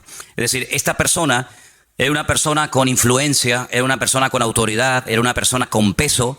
Y esta persona junto con el hermano de Moisés suben a lo alto de esa montaña y le sostienen las manos mientras Moisés se sienta y está orando. Sí, aquí vemos cómo aprendieron a trabajar en equipo, cómo aprendieron a colaborar. Ese famoso salmo que se dice tantas y tantas veces: mirad cuán bueno y cuán delicioso es, ¿qué? Habitar los hermanos juntos en armonía, ¿En qué se basa? ¿A qué hermano se refiere? Nosotros lo apropiamos para nosotros, ¿no? Y decimos, bueno, cuando estamos los hermanos juntos en armonía, y bueno, está bien, no es que estemos cometiendo una barbaridad, pero realmente se refiere a la hermosa compenetración y al trabajo en equipo que hubo siempre entre Aarón y entre Moisés. De hecho, en ese salmo que acabamos de citar ahora un poquito, el Salmo 133, se menciona al final del Salmo, se menciona Aarón. Dice, es como el óleo sobre la barba de Aarón que desciende sobre el borde de sus vestiduras, ¿verdad? Y allí bien. Entonces, Aarón supo ocupar su lugar, Moisés supo ocupar su lugar, María supo ocupar su lugar. Y mientras Aarón funcionó en el terreno que Dios le puso, que era de sumo sacerdote, mientras Moisés hacía la función de vocero o profeta de Dios, y mientras su hermana María, que dice que era profetisa, era una mujer que llevaba la alabanza en el pueblo de Israel, todo funcionaba a la perfección. En el momento en el que Aarón, porque generalmente Moisés no cometió ese error, pero en el momento en el que Aarón o María salían de su terreno y se querían ocupar de otras cuestiones, automáticamente habían problemas. Por ejemplo, la Biblia nos enseña que María en una ocasión dijo, ¿y por qué cuando Dios quiere hablar al pueblo, por qué siempre tiene que utilizar a mi hermano y no me usa a mí? Y en ese momento quedó automáticamente leprosa. Dice la Biblia que la tuvieron que echar del campamento porque la lepra es una enfermedad contagiosa que se pega. Y entonces la tuvieron que echar del campamento. Fíjate simplemente ese comentario. ¿Por qué cuando el Señor quiere transmitir una palabra, un mandamiento, una exhortación, por qué siempre habla a través de mi hermano y no me usa a mí?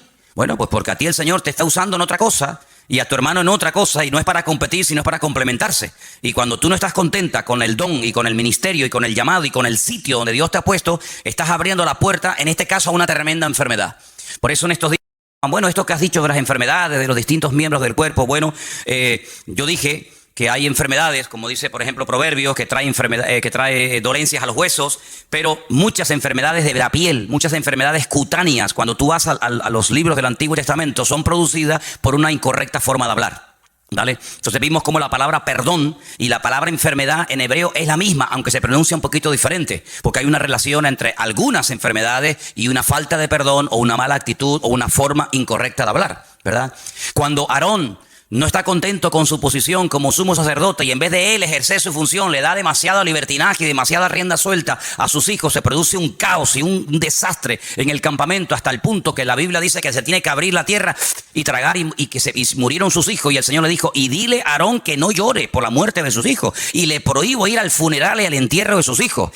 Y es una cosa tremenda, porque cuanto más arriba uno sube, cuanto más autoridad y cuanto más peso espiritual tiene una persona sirviendo al Señor, lógicamente más serán las exigencias que el Señor le pide de ellos. Yo siempre he dicho, no es lo mismo, y lo digo esto de verdad con todo respeto, ¿no? No es lo mismo que usted venga a la iglesia y se siente y se vaya y no pasa nada. No es lo mismo que un pastor, no es lo mismo que uno que está en alabanza, no es lo mismo que una maestra de escuela dominical. A esos hay que exigirle no mucho, sino todo. ¿Por qué? Porque tienen que ser ejemplo a la congregación. Una maestra de escuela dominical tiene que llegar primero que los alumnos. No van a llegar los niños primero que su maestra. Cuando hay un campamento de niños, los primeros que tienen que estar dando el callo, ¿quiénes son? Las maestras de la escuela dominical. Y si no, quédese usted en su casa o dedíquese a otra cosa. Pero las maestras de la escuela dominical tienen que ser las primeras. Y si usted no quiere ser la primera, usted no vale para maestra de escuela dominical, valdrá para otra cosa. Y yo como pastor, pero no me exija mucho, hermano. Yo un día vendré y otro día no. Imagínense. Oye, ¿quién va a predicar hoy? Bueno, tenía que predicar Manolo, el pastor, pero no va a venir porque dice que está un poco desanimado. ¿Cómo? No, que dice que le dolía la cabeza. Es que a mí no me puede doler nunca la cabeza. De hecho, yo empecé a predicar con dolor de cabeza y ya se me quitó.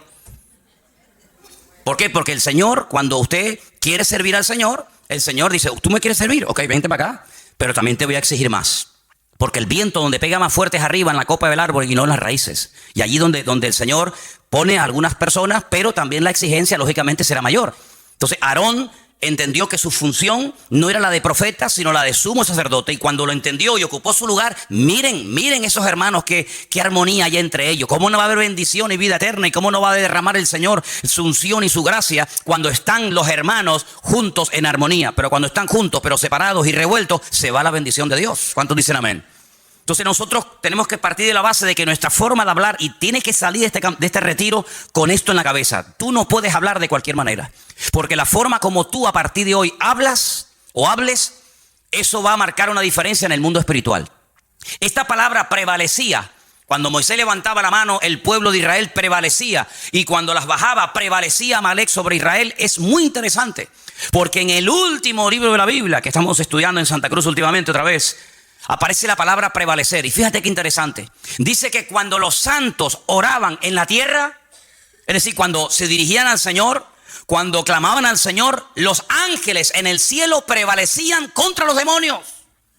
Es decir, cuando la iglesia toma su posición de autoridad, Cuando la iglesia emplea el poder de la lengua, pero no para dañarse, no para cuestionar, no para criticar o para murmurar o lamentarse, sino que emplea el poder, el instrumento de la voz, de las palabras, para dirigirlas al Señor, eso como que le da fuerza a los ángeles y le da fuerza en el mundo espiritual para que el enemigo lo podamos tener a raya. Por eso, hermanos, tenemos que salir de aquí con la idea bien clara de que la forma como usted va a hablar a partir de hoy vas a ser un imán que va a atraer la bendición a tu casa o la va a espantar y la va a alejar. Por eso cuando en casa comencemos a hablar o a opinar o a no sé qué o como a comentar negativamente, cortemos inmediatamente ese comentario. ¿Por qué? Porque la forma como nosotros hablamos es lo que va a marcar la diferencia en el mundo espiritual. Porque todo esto tiene un precedente y el precedente está en el libro de Génesis capítulo 1, cuando dice la Biblia que Dios hablaba y las cosas cambiaban. Claro, el poder de Dios en su palabra es lógicamente superior al nuestro. La palabra de Dios se cristaliza, se materializa, ¿verdad? Dijo Dios sea la luz y se hacía la luz. En nuestro caso no es así. Pero lo natural, ya lo he dicho 1.000.000 de veces, es un reflejo de lo espiritual. Si Dios hablaba y cambiaban cosas, quiere decir que nosotros como producto, como creación del Creador, cuando nosotros hablemos también las cosas pueden cambiar para bien o para mal. ¿Cuántas personas están tiradas por el suelo, no tienen ninguna autoestima, no confían en nada ni en nadie? ¿Por qué? Porque desde pequeños han sido bombardeados con palabras como: tú no sirves para nada, tú no vas a levantar cabeza, tú eres un burro, tú eres un ser a la izquierda, tú no sé qué, tú eres como tu padre, un vago. Y ¿cuántas veces pasa eso en la vida? Pero cuando el Señor nos llama, Él nos dice: ustedes son real sacerdocio, nación santa, pueblo adquirido por Dios, para que anuncien las virtudes mías, y que yo les llamé de las tinieblas a su luz admirable, y ustedes son más que vencedores, y yo estoy con ustedes, y nadie les podrá hacer frente en todos los días de vuestra vida. Y diga al débil: fuerte soy, hermano. Y entonces Dios nos levanta la autoestima, no el orgullo, sino la autoestima, y comenzamos a hablar como Cristo hablaba. ¿Cuántos dicen amén? Y Él no permitía ni siquiera a sus más íntimos colaboradores o discípulos, Él no permitía que hablaran palabras incorrectas. Cuando aquel discípulo le dice: Señor, no vayas a la cruz, ¿para qué? Si a lo largo de la historia no te van a aceptar esta gente, ¿para qué vas a la cruz? Y el Señor le dijo: apártate de mí, Satanás, porque no estás poniendo la mira en las cosas de Dios, sino que te estás dejando influenciar demasiado, excesivamente por las cosas de los hombres. Tienes una visión muy corta, ves a muy corto plazo. Pero hermano, nosotros tenemos que sembrar en fe. ¿Y cómo se siembra en fe? Con la palabra. Dios me va a bendecir, Dios me va a prosperar, yo voy a ser una persona usada, Dios me va a bendecir, Dios va a abrir puertas. Y dirá: bueno, pero esta es autosugestión, llámelo como quiera. Pero esa es la forma como el Señor quiere que nosotros hablemos. ¿Cómo estás? Aquí aguantadito. ¿Cómo que aguantadito? ¿Cómo estás? Y dicen algunos: bueno, tirando. ¿Tirando qué? Piedra estás tirando. ¿Cómo estás? Bueno, aquí echando días para adelante. Sí, las expresiones son múltiples y variadas. Hay para todos los gustos y colores. ¿Cómo estás? En victoria. ¿Cómo estás? Bendecido.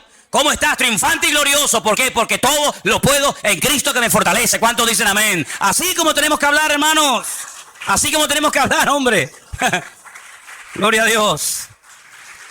Dejemos esas expresiones a los del mundo. Dejémoslos que ellos hablen así. Quieren hablar así, que hablen así. Así les va. En el rastro que tenemos en Santa Cruz hay un chico que todos los días viene. Y siempre le pregunto lo mismo. Ya sé la respuesta. Es como ¿cómo era?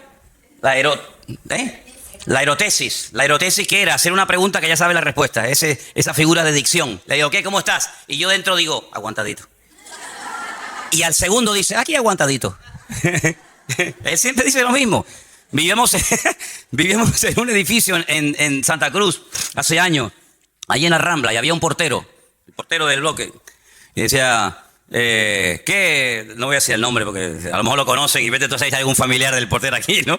Yo: ¿qué? ¿Cómo estamos? Y siempre decía: siempre lo mismo. Así me decía tú. Yo: siempre lo mismo. Nos fuimos del edificio, él sigue viviendo allí y te aseguro que han pasado, no sé, 100 años desde que me fui de allí.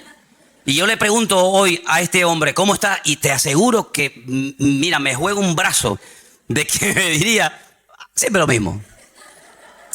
Ya, increíble, ¿cómo puedes? Yo es que me aburro 2 veces haciendo la misma cosa, Dios mío. Yo que siempre tengo que estar haciendo algo, si no me aburro, ¿cómo voy a estar yo en un puesto de trabajo toda la vida? Siempre lo mismo, siempre lo mismo, siempre lo mismo, siempre lo mismo. Tío, qué vida más aburrida tienes, viejo. Qué soso de vida eres, de verdad que no eres atractivo, no aparte eres bajito, gordo, feo, encima siempre lo mismo. Ya, no hay por dónde me cogerte, viejo. ¿Me entiendes? El Señor está conmigo, Dios me va a bendecir, el Señor me bendice y tal. Claro que sí, hombre, claro que sí. Y esa es la forma como podemos hablar. Y el enemigo, cuando oye a un tipo hablando así, el enemigo dice, agüita con este, vamos para allá. Porque con este no me meto, claro. ¿Me entiendes? Y eso no tiene nada que ver con la edad, no tiene nada que ver con la cultura. No, es que los suecos somos así, los españoles. No, olvídate de eso, no, ni suecos, ni alemanes, ni vaina. Somos cristianos, somos hijos de Dios. Y como hijos de Dios, el diablo tiene que tenernos miedo a nosotros. Hay creyentes, yo no sé, aquí nosotros porque no nos hemos criado con ese ambiente, pero hay creyentes que cuando les conoces y hablas con ellos, de otras congregaciones sobre todo, pues siempre están, no, es que el diablo, no, es que el enemigo, es que yo digo, pero ¿cómo puedes vivir así? Siempre con miedo. El otro día estábamos poniendo el mural ese, por cierto, échenle un vistazo porque allá hay fotografías del siglo XVIII. Ahí van a decir, Dios mío, dame discernimiento de espíritu porque no sé quién es este, ¿no?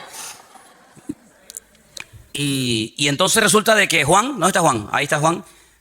No sé cómo fue, yo pensaba, ven esos chorretes que hay por ahí del óxido de la canaleta.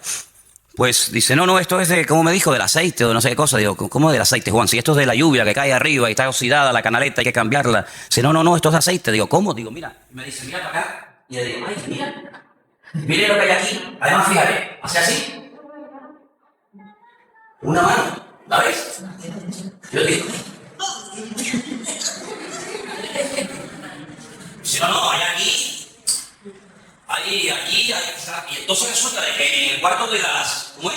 En el cuarto donde duermen ustedes, las puertas son blancas, las puso unas puertas preciosas, y el otro día estaba en la habitación, allí creo que estaba hablando con Margarita, y veo en la puerta una mano, y yo dije, sin haber sabido todavía la explicación de la vaina esta, yo digo, esto fue uno que tenía la mano hedionda o sucia, perdón,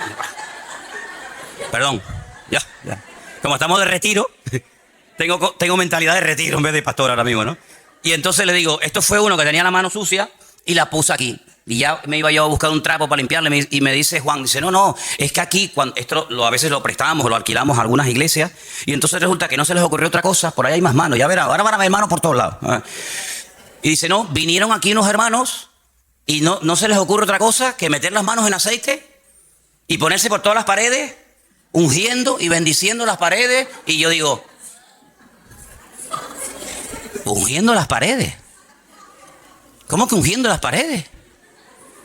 Es como si yo voy a tu casa y le digo, hermana, ¿tiene un poquito de aceite de oliva? Sí. Venga a ungir en la casa y te mancho todo el salón. Hermano, nosotros no podemos tener esas supersticiones. Yo me acuerdo, hace años había aquí un matrimonio en el Toscal, que fuimos un día a su casa y lo veo con un bote de aceite ungiendo la jaula del canario. Mi madre, no les digo mentira, era verdad. Y le digo, ¿pero qué está haciendo? Y dice, no, es que el canario últimamente está haciendo unos ruidos raros. Digo, ¿estará fónico? ¿Habrá aprendido el cántico? Digo, ¿pero cómo va a ungir usted la jaula de un canario, hombre? Con lo caro que está el aceite, hombre. Entonces, hermano, vamos a ver, el aceite en la Biblia se utilizaba todo, pero mire, nosotros tenemos un Dios que nos cuida hasta cuando cerramos los ojos durante la noche. No es prueba evidente que cuando estoy dormido y no me entero de nada, el Señor me está guardando. Dice, el ángel del Señor acampa alrededor de los que le temen y los defiende. Por lo tanto, yo tengo que ir por la vida con la seguridad de que el Señor está a mi lado y que nadie podrá contra mí, a menos que el Señor se lo permita.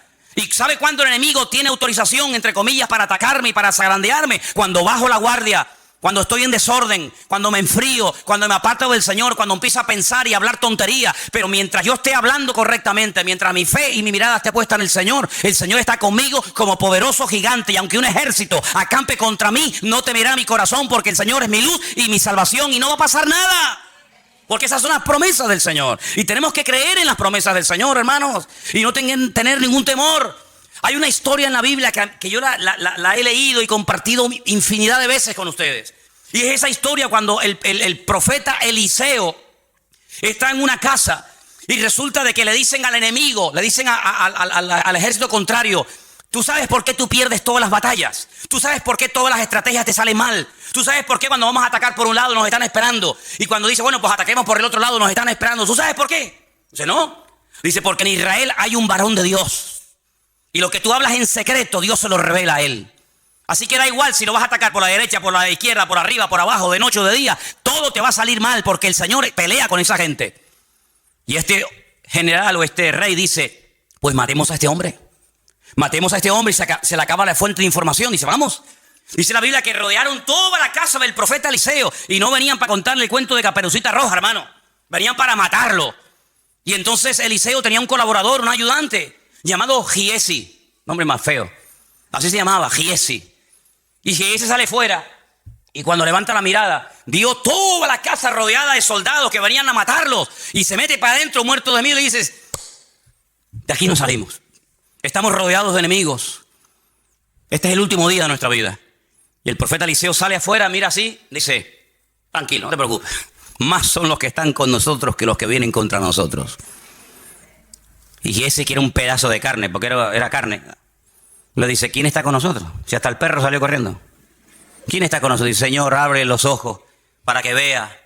Y dice que cuando el Señor le permitió ver con los ojos de la fe, dice que vio millones de ángeles, la gloria del Señor estaba rodeando la casa y le dijo, yo te lo dije, aunque tú no lo veas porque tu forma de hablar impide que la revelación de Dios venga a tu vida. Tú no te das cuenta que hay una protección sobre nosotros. Y no solamente hay una protección personal, sino mira ahora, Señor, en el nombre de nuestro Dios, del Dios de Abraham, el Dios de Isaac y el Dios de Jacob, haz justicia. Y todos los que venían contra ellos se quedaron ciegos. Y tuvo que ir a Eliseo y le dijo, ¿a quién vienen a buscar? Dice Eliseo, ven que yo les llevo. Y hace así, los llevó a todos y los sacó fuera de la ciudad. Y le dice, ahora abren los ojos y que se manden a mudar todos estos. Ese es nuestro Dios, hermanos, un Dios que nos ha prometido siempre protegernos, sanarnos, bendecirnos, restaurarnos, ayudarnos. No hay nada que el Señor no pueda hacer en nuestra vida, pero necesita, entre comillas, que nosotros aprendamos a ocupar nuestro lugar y hablar adecuadamente. ¿Cuántos dicen amén? En cierto sentido podemos colaborar, sí, podemos colaborar. En este caso era con Moisés, pero podemos colaborar incluso con personas necesitadas que podemos ayudarles a que depositen su fe y su confianza en el Señor. Vamos a ir al Evangelio según San Mateo, Marcos. Que Dios bendiga a nuestro hermano Marcos, amén. Gloria a Dios. Marcos capítulo 2. Es una historia, un mensaje muy conocido, donde vemos cómo nosotros en un momento determinado podemos ayudar a otras personas, hasta ayudarles a crecer y que esas personas después caminen solas. Marcos capítulo 2, versículo 1 dice que Jesús entró otra vez en Capernaum. La palabra Capernaum es Cafernaum. Cafer en hebreo significa pueblo. Naúm es el nombre del profeta Nahum. Entró al pueblo del profeta Nahum. Y después de algunos días se oyó que estaba en casa. E inmediatamente se juntaron muchos, de manera que ya no cabían ni aún a la puerta y les predicaba la palabra. Entonces vinieron a él unos trayendo a un paralítico que era cargado por 4. Pobre paralítico, no podía moverse. Aunque quisiera, no podía. Estaba ahí inmóvil. Y como no podían acercarse a él a causa de la multitud, descubrieron el techo de donde estaba y haciendo una abertura bajaron el lecho en el que yacía el paralítico. No dijeron, bueno, mira, venimos otro día, hay demasiada gente, esto es un follón de gente, esto es imposible. No, la fe no conoce obstáculos, la fe supera los obstáculos. La fe no se amedrenta ante el no se puede, el que no sabemos. No. Si no podemos por la ventana, por la puerta. Y si no por la puerta, por el techo. Y si no, hacemos un túnel y lo metemos por abajo. Pero de aquí no nos vamos porque esta es la oportunidad que hoy Dios nos está dando. Entonces vamos a subirnos al techo. Es que nos van a criticar, que me da igual.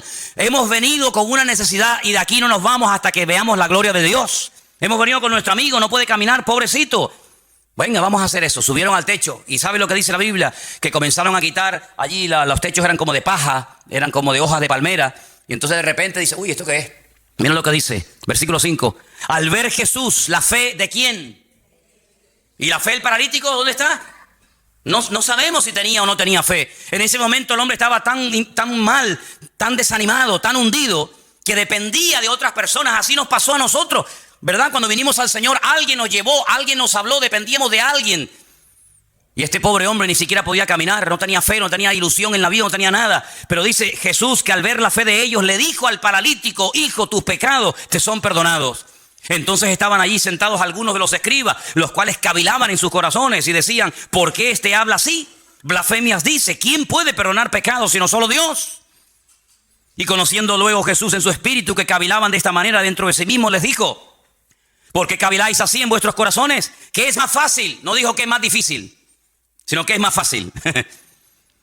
Le dijo al paralítico, ¿tus pecados te son perdonados? O levántate, toma tu lecho y anda. Si yo te pregunto a ti en esta mañana, ¿para ti qué es más fácil? ¿Decirle a una persona, te perdono tus pecados? ¿O decirle al paralítico, levántate, toma tu lecho y camina? ¿Para ti qué sería más fácil? Claro, porque eso no cuesta nada, ¿no? Pero para el Señor no hay nada difícil. Él no emplea la palabra difícil. Dice, ¿qué es más fácil? ¿Cómo que más fácil? Sí, para mí es igual. Me da igual resucitar a un muerto que calmar una tempestad, que echar fuera 2000 demonios, que levantar a un paralítico. Me da igual. Para mí todo es fácil. Yo no tengo ningún problema. Lo difícil lo ponen ustedes. Entonces dice la Biblia que le dice al paralítico, más adelante, levántate, toma tu lecho y anda. Y ese hombre que vino cargado por 4 personas, que no dependía de sí mismo, sino de la ayuda externa de otros amigos, se marchó caminando. Entonces eso es lo que ha ocurrido en nuestra vida y eso es lo que tiene que ocurrir. Venimos al Señor con necesidades, venimos al Señor con dudas, venimos al Señor con problemas, con traumas, con ataduras, con lo que tú quieras. Y alguien nos habló del Señor, alguien nos invitó a la iglesia, alguien nos testificó, alguien nos sembró la semilla, la palabra. Y venimos pues así, sin poder movernos, atados con un montón de historias. Pero llega un momento en el que el Señor nos desata, nos libera, nos resucita, nos da vida otra vez y podemos caminar. Y ahora ese ya no tenía que volver a usar la camilla, porque eso fue una parte del pasado. Ahora él iba por las calles diciendo, yo estaba un día paralítico y ahora puedo caminar y puedo ayudar a otras personas. Y eso es lo que tiene que ocurrir en nuestra vida. Darnos cuenta de que a lo mejor tenemos que ayudar a una hermana y decirle, mira hermano, así no se habla, ¿sabes? No, así no se habla, mijo. ¿Cómo te voy a preguntar yo a ti todos los días cómo estás? Y tú aquí aguantadito. No, aquí no se habla así, ¿sabes? Aquí aguantadito no hay nadie. Se tiene que hablar victoriosamente. Ah, vale, aprendido. ¿Y cómo está? Ay, a mí me duele aquí, me duele aquí, me duele allá, me duele por allá. No, yo no te estoy preguntando qué es lo que te duele, te estoy preguntando cómo estás. Ah, perdón. Y aunque te duela, no vamos a contar nuestras tragedias, sino vamos a contar nuestras victorias. Porque las tragedias se quedan en casa, pero las victorias hay que compartirlas. Cuando el Señor tenía problemas, ¿a dónde se iba? A la intimidad, a orar al Padre. Y cuando le llamaban, salía porque lo estaban llamando, no al revés. ¿Te das cuenta? Entonces, amados hermanos, con estas historias, con estos capítulos, estos pasajes que hemos leído en estos días, estamos viendo algo muy importante.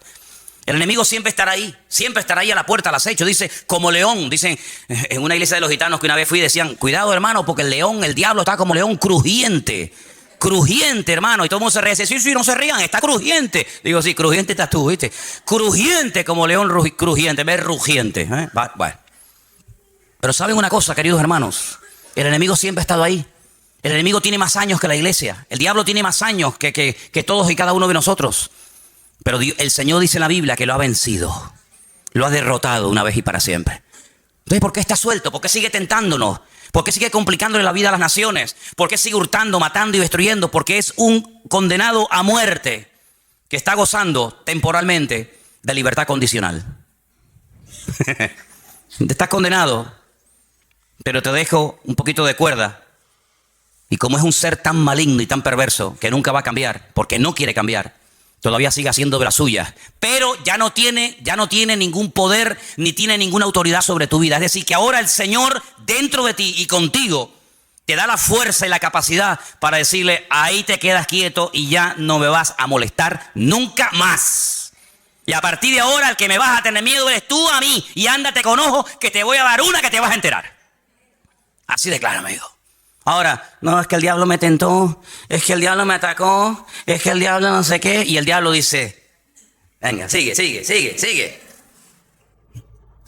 Aquel amigo que tenía yo que le dije, mira, mijo, o tú cambias o yo te cambio como sea. Veía pasar una gaviota. En Galicia hay millones de gaviotas, hermano. Veía pasar una gaviota y decía, ¿qué me quieres decir, Señor? Te va a decir, Señor, te doy una gaviota, viejo. Se le caía la cuchara. Cuchara, cu. Alguien está hablando de mí. Tú no puedes ir así por la vida, hermano. Cuchara, tenedor, y el día que se te caiga la plancha, ¿qué dice? No, aquí está la palabra. Y aquí está lo que el Señor quiere decirte a tu vida. Si tú te agarras al Señor y por la mañana, a ver, ¿qué me tienes que decir, Señor? Antes de poner el WhatsApp. A ver, ¿cuántos WhatsApp tengo? Yo, 27. Como coges el WhatsApp de pero te vuelve loco. Apágalo un momentito. Señor, ¿qué me quieres decir? Y te levantas por la mañana y dice, nadie te podrá hacer frente en todos los días de tu vida. Yo, chiquito día voy a tener hoy. Te Te levantas por la mañana, no tengo trabajo, a ver, vamos a poder, no, podemos salir con el otro, no me interesa, acá vamos a poner aquí, el Señor y mi pastor, nada me faltará, gloria a Dios, hoy voy a tener un día victorioso. Si tú te acostumbras a romper esos hábitos de miseria y comienzas a sembrar fe y comienzas a vivir en fe, vas a comenzar a vivir diferente. ¿Sabes por qué? Porque tienes un Dios diferente, tienes el Dios todopoderoso, el Señor de señores y el Rey de reyes. Y hoy no termina el retiro, hoy empieza. Hoy no termina, hoy empieza en tu vida el resultado de lo que aquí se ha enseñado. Porque de nada sirve haber estado aquí, gloria a Dios, aleluya, ¿verdad? Si después volvemos otra vez a igualar. No, hoy empieza el retiro. Para mí hoy termina. Yo ya hoy terminé, ya se acabó. Bueno, me queda todavía la de la tarde. Pero el retiro empieza hoy para ti. Cuando llegues a tu casa, tus hijos, tu esposa, tu marido, tus hermanos te tienen que oír hablar y vivir de una forma diferente. Porque el Señor nos va a llevar de victoria en victoria y de gloria en gloria. Pero te va a llevar si tú quieres ser llevado por ese camino. Vamos a orar en esta mañana, hermano. Cierra tus ojos donde estás. Bendito sea el Señor. Ahí donde tú estás, tienes hoy que decirle al Señor con tus propias palabras: yo hago pacto contigo, Señor. Yo me comprometo delante de ti, Señor, en esta mañana a hablar diferente,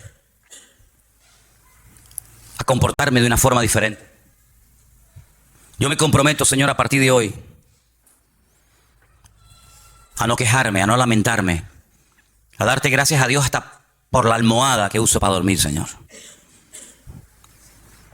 El poder estar aquí en esta mañana es un privilegio, pero es una responsabilidad también, porque el conocimiento nos compromete. Y también queremos aprovechar este momento, estamos todos aquí tranquilos y en oración, para orar por José Gregorio, Nuria, por el papá de José Gregorio que está en el hospital, nuestro hermano Nicasio, y también por Gabriela, que se encuentra ingresada desde el día de ayer. Queremos orar ahora por ella. Por favor, vamos a unirnos en oración, vamos a orar, pedir la bendición de Dios para estas vidas. Aleluya. Nuestra vida está en las manos de Dios y ni una hoja de un árbol se cae sin permiso del eterno Dios.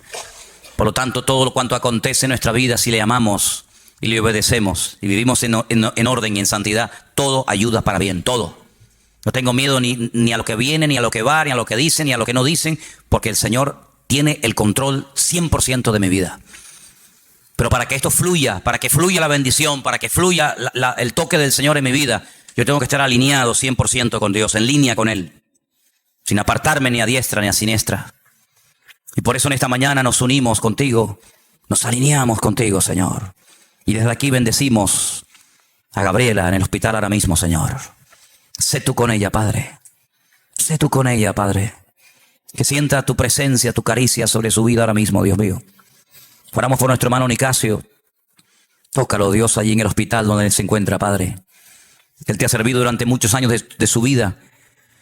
Y pido que ahora, Señor, tú lo visites conforme a tu voluntad. Fortalece a la familia, a José Gregorio, a su esposa Nuria, a su madre. Señor, los bendecimos a ellos y sabemos que querían estar con nosotros, las circunstancias lo han impedido, pero todo ayuda para bien, Señor. Aleluya.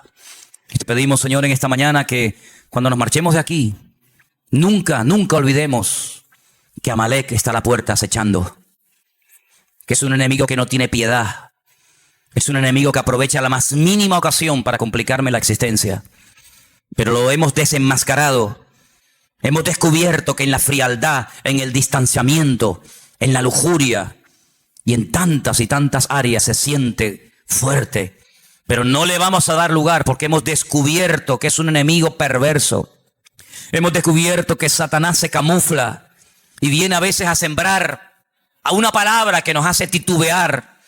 Pero cerramos las puertas en esta mañana, Señor, en el nombre poderoso de Jesús. Cerramos toda conversación, cerramos todo pensamiento, cerramos toda puerta que hayamos abierto en el pasado al pecado, a la mentira, a la lujuria, a la pornografía, a la droga, a la mentira, a la manipulación, al engaño, a la desobediencia. Cerramos toda puerta que nosotros abrimos porque usamos mal el poder de nuestra voluntad. Nuestro ego triunfó sobre la voluntad del Señor. Pero en esta mañana reconocemos que así como abrimos esa puerta, también la podemos cerrar. Cerramos la puerta al miedo, a la superstición. Cerramos la puerta, Dios mío, como dice tu palabra, a la adivinación. Cerramos tu puerta, Dios mío, a ese espíritu de que todo es casual, de que no hay propósito, sentido ni razón. Cerramos toda la puerta al enemigo en el nombre de Jesús. Y nos declaramos en esta mañana ese pueblo santo, ese pueblo escogido, ese pueblo llamado y lavado por la sangre de Cristo, para marcar una diferencia en este mundo, Señor. Señor, sabemos que en estos días este lugar ha sido una especie de oasis, donde ha habido palabra, donde ha habido presencia, donde ha habido renuevo. Sabemos que volvemos a nuestras casas, volvemos a nuestros barrios, volvemos a nuestras ciudades donde hay lujuria, perversión, libertinaje y carnalidad y tantas barbaridades. Pero nosotros no nos vamos a dejar afectar por el ambiente, porque Señor, tu palabra nos dice que tú estás con nosotros y ellos tendrán que convertirse a ti y no nosotros a ellos. Renunciamos a todo deseo, a toda inclinación de la carne a pecar. Renunciamos en el nombre de Jesús a todo deseo de volver atrás, como la mujer de Lot que quiso mirar atrás mientras huía y quedó petrificada, inservible para nada. Nosotros no queremos ser gente petrificada, gente religiosa, gente que sabe pero no vive, gente que conoce pero no practica. No, Señor, renunciamos a esa doble moral, a esa doble vida. Y en el nombre de Jesús declaramos la victoria de nuestro Señor. Tú eres el derrotado, tú eres el vencido, tú eres el que ha sido humillado. Nosotros en el nombre del Señor nos levantamos y somos cabeza y nunca más seremos cola. Siempre estaremos arriba y nunca abajo. Porque tú lo has querido así, Señor, y a nosotros nos alegra el plan que tú tienes para nuestra vida. Aleluya. Toda la gloria sea para nuestro Dios. Santo es el Señor, eterno nuestro Dios. Aleluya, bendito seas, santo. Santo eres tú, Señor. Toma la mano de la persona que está a tu lado. Vamos a orar en esta mañana los unos por los otros, ¿sí? Vamos a orar los unos por los otros, ministrar.